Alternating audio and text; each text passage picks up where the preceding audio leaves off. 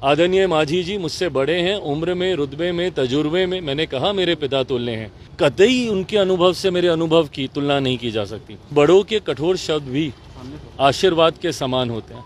ऐसे में उनकी सारी बातें मेरे सराखों पर।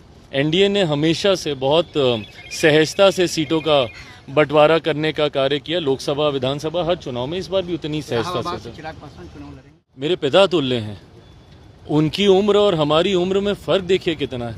कतई उनके अनुभव से मेरे अनुभव की तुलना नहीं की जा सकती और इसीलिए समय समय पर हमेशा मैंने उनके मार्गदर्शन की अपेक्षा रखी है। संसद में भी जब हम दोनों लोग साथ बैठते हैं तो उनसे यही मार्गदर्शन मैं लेता हूं कि अगर कहीं मैं गलत जा रहा हूं, मुझसे कोई गलती हुई हो तो ज़रूर वो मेरा मार्गदर्शन करें।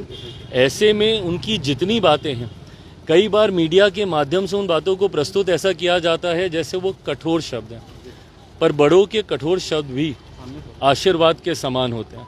ऐसे में उनकी सारी बातें मेरे सराखों पर।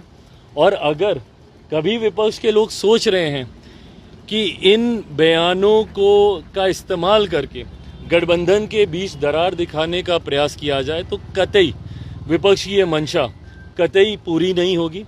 आदरणीय माझी जी मुझसे बड़े हैं, उम्र में, रुतबे में, तजुर्बे में। मैंने कहा मेरे पिता तुल्य हैं। उनकी तमाम बातें मेरी सराखों पर। कोई सोचे कि उनकी कही हुई बातों से मैं रिएक्ट करके हम लोगों के बीच में किसी तरीके की दरार दिखेंगी, ये कतई संभव नहीं है।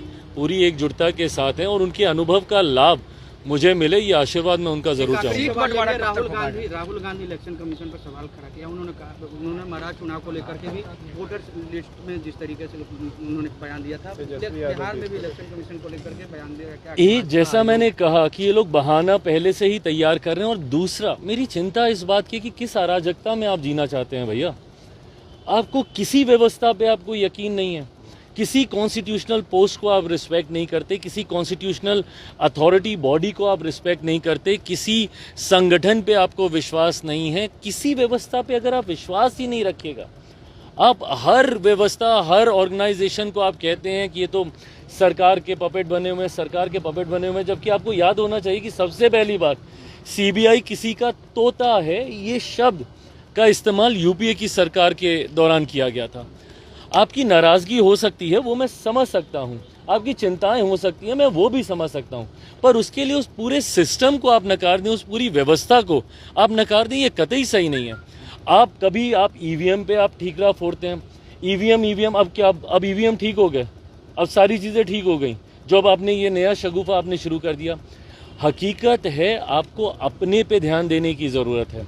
अगर इसी तरीके से ठीकरा फोड़ने का कार्य अगर आप करते रहेंगे तो कभी विपक्ष मजबूती से वापस नहीं लौट पाएगा। इन सिस्टम्स पे, इन बॉडीज पे, इन अथॉरिटीज़ पे आपको विश्वास रखना होगा। इंडिया गठबंधन में सीट बंटवारा हो जाएगा भाई, समय रहते हो जाएगा। अभी समय है, चुनाव में अभी समय है और हमेशा की तरह बहुत एमिकेबली एनडीए ने हमेशा से बहुत सहजता से सीटों का बंटवारा करने का कार्य किया। लोकसभा, विधानसभा, हर चुनाव में इस बार भी उतनी सहजता से।